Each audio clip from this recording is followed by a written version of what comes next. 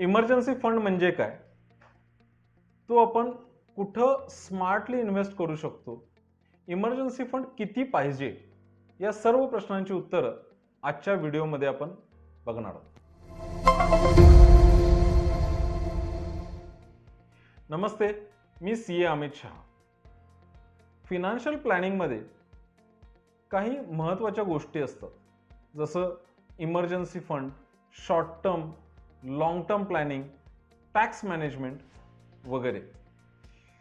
त्यातला emergency fund या विषयावरती आज आपण डिस्कस करणार आहोत. इमर्जन्सी फंड याचं खूप जास्त महत्त्व फिनान्शियल प्लॅनिंगमध्ये आहे. याचं कारण काय की बऱ्याच वेळेला आपण बघतो की आपण काही फंड्स हे लॉंग टर्मसाठी इन्व्हेस्ट केलेले असतात, मुलाच्या शिक्षणासाठी, मुलीच्या लग्नासाठी, रिटायरमेंटसाठी वगैरे. परंतु अचानक काहीतरी इमर्जन्सी येते आणि आपल्याकडे इमर्जन्सीसाठी वेगळा फंड नसल्यामुळं आपल्याला नाईलाज असतो ते जे काही लॉंग टर्मसाठी पैसे सेव्ह करून ठेवलेले आहेत असे पैसे आपल्याला त्या इमर्जन्सीच्या वेळी वापरायला लागतात. तर अशी वेळ येऊ नये यासाठी फिनान्शियल प्लॅनिंग करताना इमर्जन्सी फंडचं प्लॅनिंग करणं खूपच महत्त्वाचं आहे.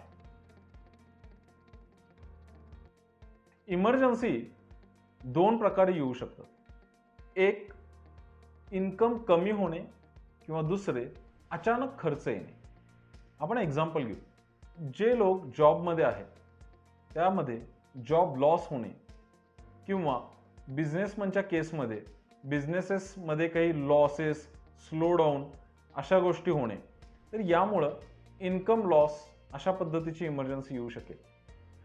दुसरं, अचानक खर्च येणे, मेडिकल इमर्जन्सी, घराचे किंवा गाडीचे मोठे रिपेअर्स, अशा पद्धतीनं आपल्याला अचानक खर्च उद्भवणं ही सुद्धा एक इमर्जन्सी येऊ शकते. आता आपल्याला लक्षात आलं इमर्जन्सी ही कधीही येऊ शकते आणि त्याच्यासाठी आपण कायम प्रिपेअर्ड असायला पाहिजे.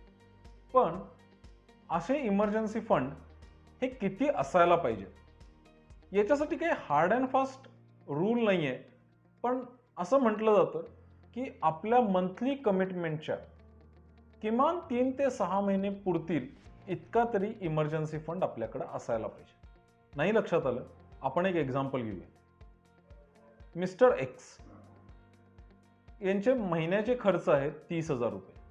त्याचबरोबर त्यांना दर महिन्याला 20,000 रुपयाचे EMI सुद्धा भरायला लागतात. तर मंथली कमिटमेंट झाली 30,000 अधिक 20,000 50,000 रुपये गुणिले 6 महिने म्हणजे 3 लाख रुपये हा अंदाजे इमर्जन्सी फंड मिस्टर एक्सकडे असायला हवा. लक्षात आलं? अशाच पद्धतीनं तुम्ही सुद्धा तुमचा इमर्जन्सी फंड किती पाहिजे हे कॅल्क्युलेट करू शकता.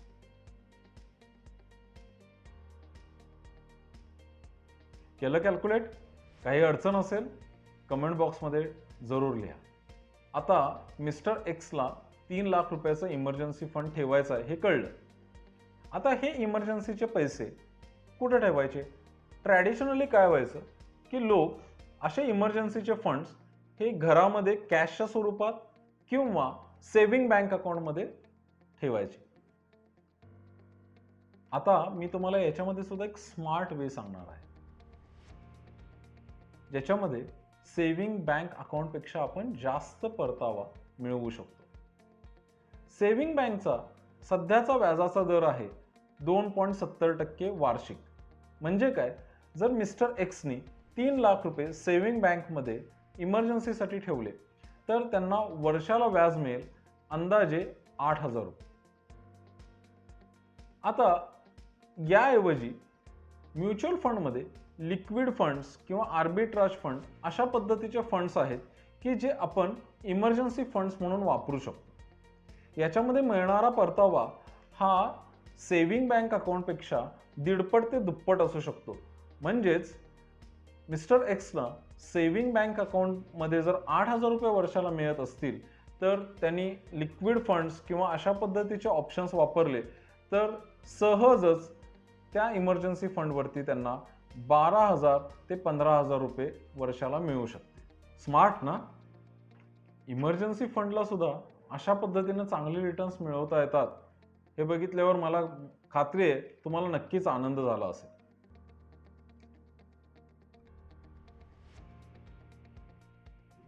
जास्त परताव्याबरोबरच लिक्विड फंडचे अजूनही काही फीचर्स आहेत ते सुद्धा आपण क्विकली बघूया. लिक्विड फंडमध्ये सेफ्टी खूप चांगली मिळते, त्यामुळे रिस्क ही खूप कमी होते. त्याचबरोबर कधीही आपण पैसे इन्व्हेस्ट करू शकतो, त्याचबरोबर रिडम्शन सुद्धा करू शकतो. रिडम्शन पिरियड हा 1 वर्किंग डेचा असतो. काही म्युच्युअल फंड्स तरी इन्स्टा रिडम्शन फॅसिलिटी सुद्धा देतात. आपण खूपच कमी कालावधीसाठी सुद्धा लिक्विड फंडमध्ये इन्व्हेस्ट करू शकतो, अगदी 1 आठवड्यासाठी सुद्धा. विड्रॉवल करताना इमर्जन्सी फंडमधनं विड्रॉवल आपण पार्शियली सुद्धा करू शकतो. म्हणजे काय, मिस्टर एक्सने 3 लाख रुपये इमर्जन्सी फंडसाठी लिक्विड फंडमध्ये इन्व्हेस्ट केले आणि त्यांना काही दिवसांना इमर्जन्सी आली आणि 80,000 रुपयाची गरज पडली, तर ते फक्त त्यातले 80,000च विड्रॉ करू शकतात आणि वापरू शकतात. त्याचबरोबर मोस्टली सर्व म्युच्युअल फंड ट्रान्झॅक्शन्स हे पेपरलेस आहेत, त्यामुळं आपल्याला ट्रान्झॅक्शन करण्यासाठी कुठेही जायची आवश्यकता नाही. सो जास्त रिटर्न्स बरोबरच इतरही अनेक फायदे आपल्याला लिक्विड फंडच्या माध्यमातून मिळतात.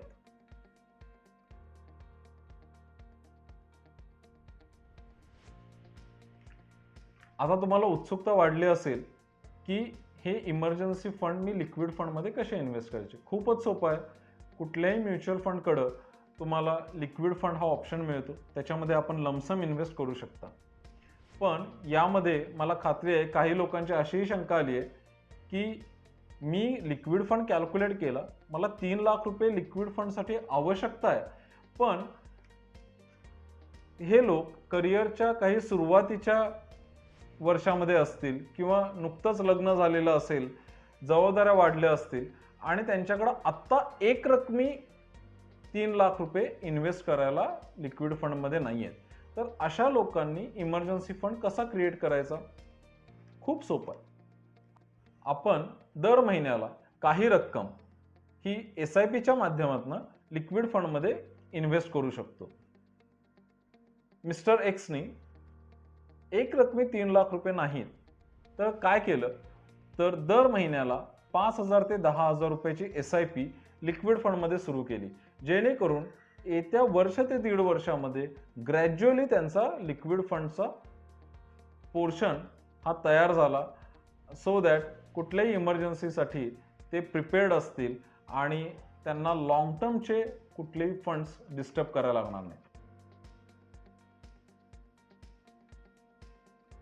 बघितलं, टाइम हॅज चेंज्ड. आपल्याला गरज आहे आपल्याच पैशाला योग्य पद्धतीनं कसं मॅनेज करायचं आणि आपल्या सर्व गरजा कशा पूर्ण करून घ्यायच्या, आपल्या पैशातून आपण कसं आत्मनिर्भर बनायचं, अशा पद्धतीचे फिनान्शियल प्लॅनिंगबद्दल चांगली माहिती देण्यासाठी आम्ही बरेचसे व्हिडिओ तुमच्यासमोर घेऊन येत आहोत.